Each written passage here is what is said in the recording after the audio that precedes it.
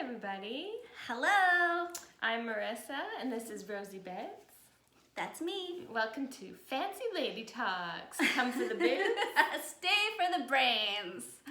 Make sure you subscribe to our channel and click the like button and share with anyone who might like this content. Absolutely, because you know what? We are mesmerizing, but we also have some really smart, fabulous things to say. We do.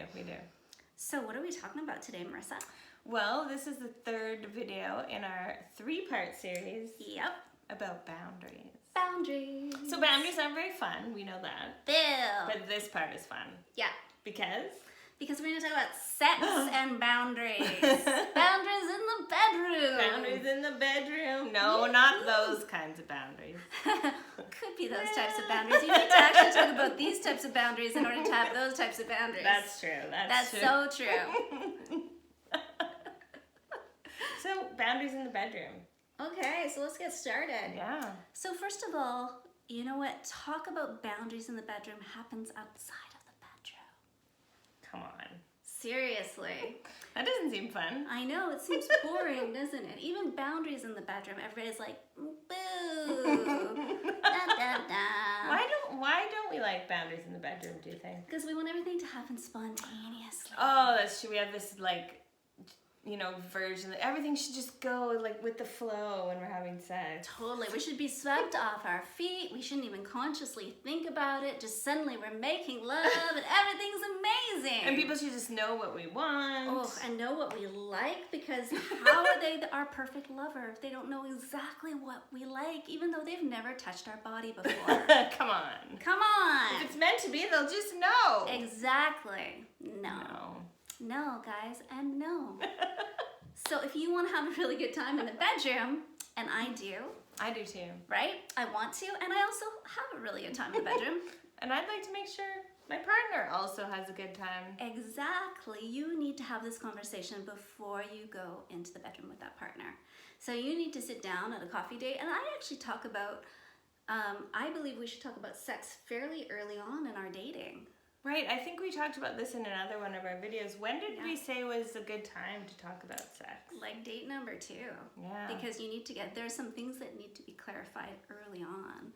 And it's just professional. So to start when you're exploring the idea of sexuality with somebody new, somebody that you think, oh, maybe I might want to have sex with. So don't just have this talk with any random person. Right? But somebody where you're like, I got some sparkly feelings, we're really into each other, we're going to meet again. Then you can have a professional type of conversation with them about sexuality and their expectations, right? And also your expectations. And you can start the conversation around things like birth control, STI testing, all that sort of stuff.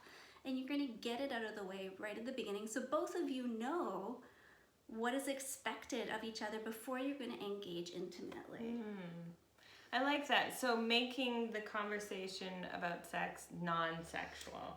Totally. So this is not a sexy conversation where it's leading into what's your fantasy and here's my fantasy. What do you want to do to me? And here's a dick pic and here's my boobs.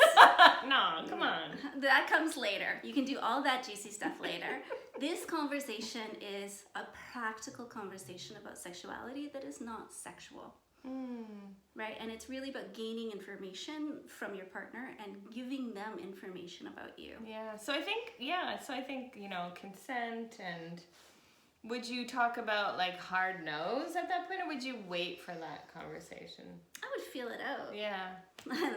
Lots of pun intended. But yeah, I would kind of see, some of that stuff's going to come up, right? So somebody who's, say, really interested in kink, they might have that come up in that conversation, and if you're not that interested in kink, you might be like, oh, this is an exit coffee for me. Right? Yeah, I think that's really important, because let's say you're going on date after date, you're really falling for this person, and then they spring it on you. By the way, I'm into this, and you're like, I didn't know. Feels awkward, right? Right? Or let alone you find out in the bedroom.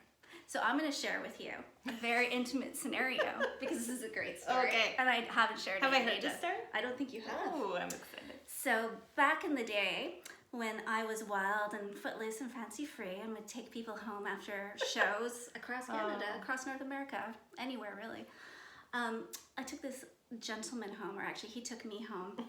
And we were just doing that, oh, we feel sexy and free together, and we'll just see where things go. And so we started to get intimate, and things were like, he wasn't getting super into it. And I was like, you just saw me on stage. I am like fabulous and sexy and amazing. Like, what could be the problem? And he said to me, hey, are you open to, you know, maybe some more kinky things? And I was at that time, well, I am now too. And I was like, sure, thinking, you know, who knows, maybe he wants to like handcuff me, or maybe he wants to like get his butt paddled a bit or something. So he goes into another room. He grabs not just a normal duffel bag, but like an army-sized duffel bag. Just hanging out there. Just hanging out there. So an army-sized duffel bag, you can literally carry a body in that, like a full-grown man. He brings that out. Hoping there wasn't a body. He drops it, and then he goes back into the other room and yells to me, what size latex gloves do you take? This is a good story. What did you say? Small? Yeah.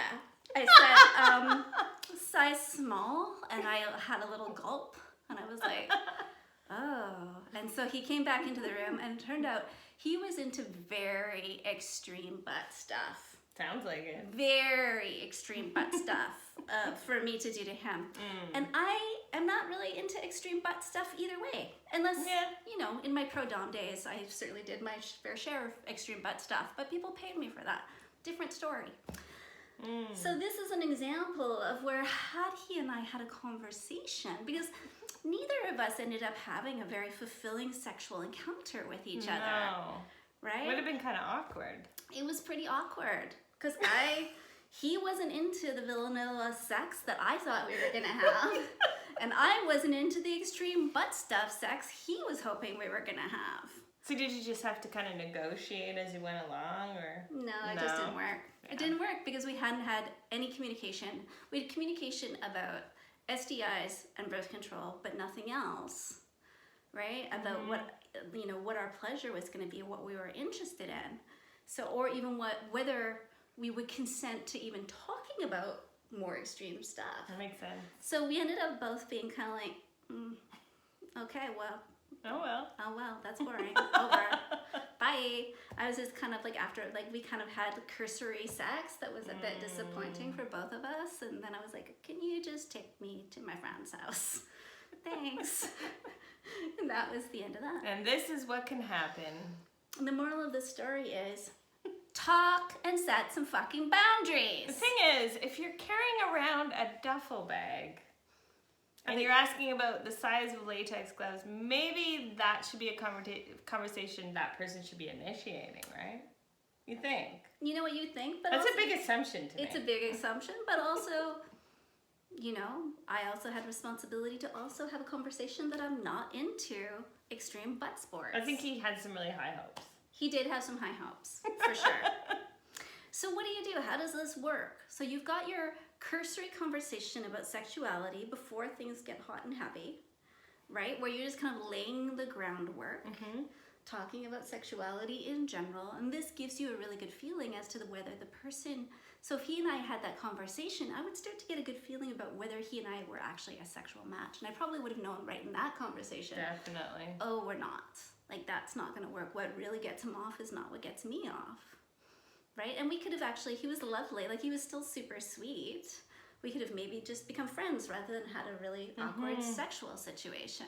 So you would kind of put that on the table? You'd say, like, this is what I'm into?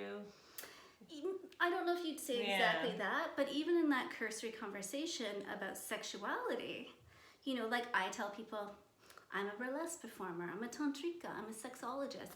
Some people have a really hard time with that.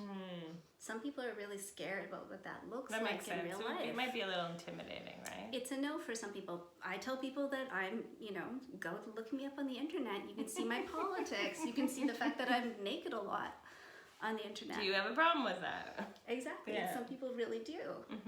So those are some of the things that we start talking about, right? And the fact that for me,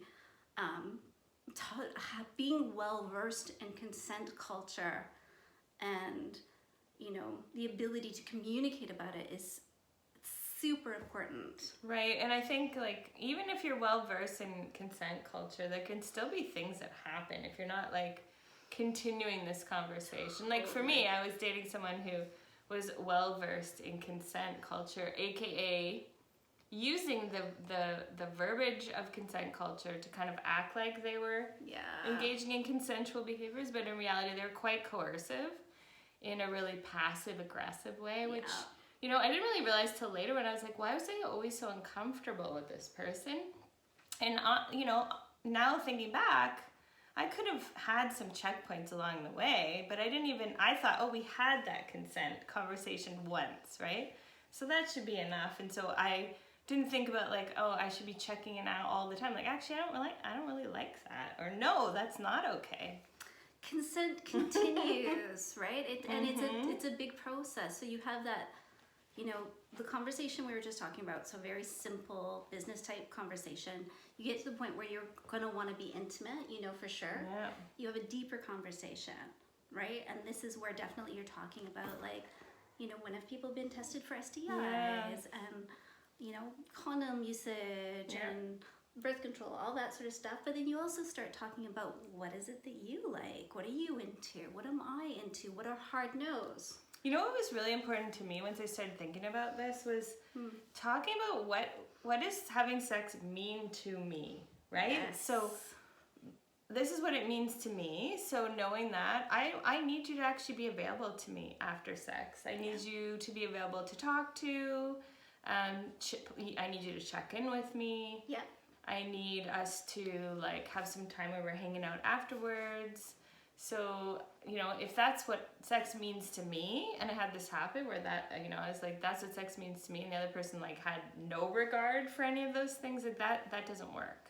Yeah, and I agree. That's all part of that prior conversation where you're like, I really want to have sex with you, but here's the conversation before we take our clothes off, right? That's all part of it. Like, I need aftercare. I'll need you to text me in the morning, or need to go hang out with you and have a meal or whatever. Yeah, or like text me or call me and tell me that was amazing, or like have some thoughts, ask me some questions, check in with me. Like, if that doesn't happen, I'm really not doing well, right? It's very vulnerable to be with someone, and if they're not like, they're like, see ya. I mean, if I was okay with it at the start, where I was like, that's okay with me, I'm okay with just a hookup, we don't need to talk after, but that's not how I'm set up. No, and it's not how I'm set up anymore. I did a lot of that. And often I would still text people and be like, hey, that was super great. Bye. I'm flying out now. See you later. Nice meeting you. Nice meeting you. Have a good day. But now I really see sex as communion. You hear my dog drinking in the background. It's real life, guys. And so continuing that conversation, continuing the intimacy is really important to me as well. I think this is such an important conversation right now as the world starts coming back to normal, right? We're going to want to get out there and like be around people, be intimate with people, but it's like these conversations, it's a good time to have these conversations because we can set things up in a new way for ourselves. Totally. And I want to go back. I don't want to miss the important points you made about coercion and the continuation of consent. So you've now had lesson. 2 conversations around boundaries and consent. 2 before you've even got naked. And when you're naked, it continues. And anything that's not a hell yes is a no. Yeah. Right? And anything where somebody is like, well, what about now? What about now? What about now? How about we try it now? And then finally you give in. That's actually sexual assault. That coercion is not okay. That is sexual assault. Even if you do say okay at the end there, it's still not right. No, it's still not okay. Right? Coercing somebody into something sexual and then saying, well, you said that was okay is called sexual gaslighting.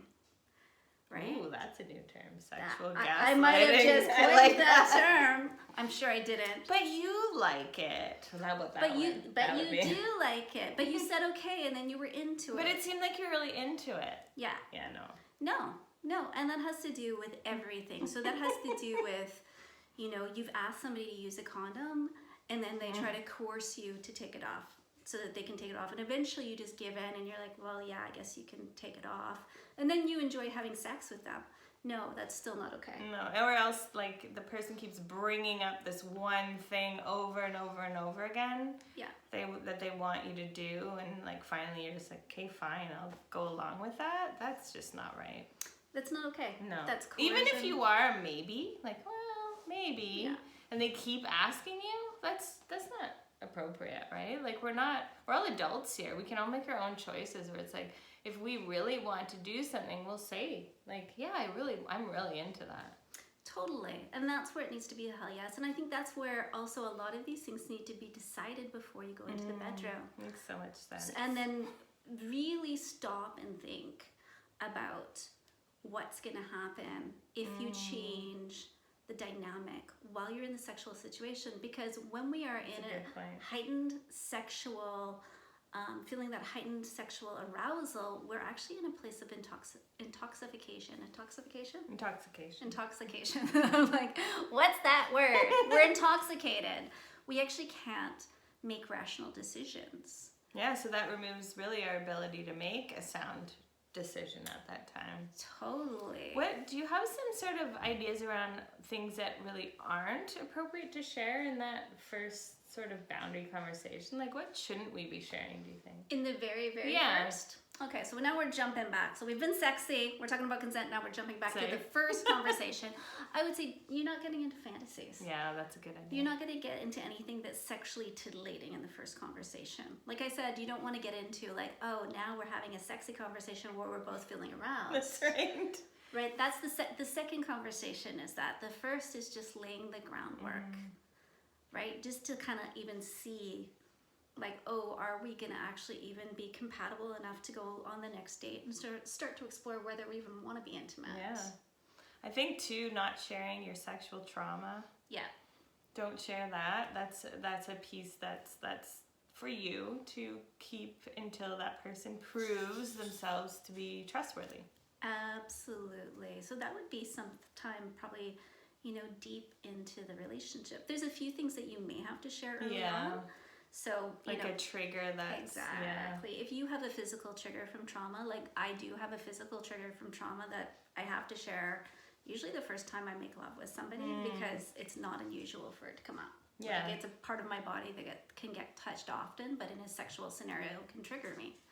That's important because that person needs to know where not to touch you, right? Totally. Or what might happen. And just I give them some skills. I just say pretty matter of fact, like this thing happened to me a long time ago. I'm okay. I've worked through it, but the memory is still in my body. So, if you touch this and this happens, this is what I need for you to do.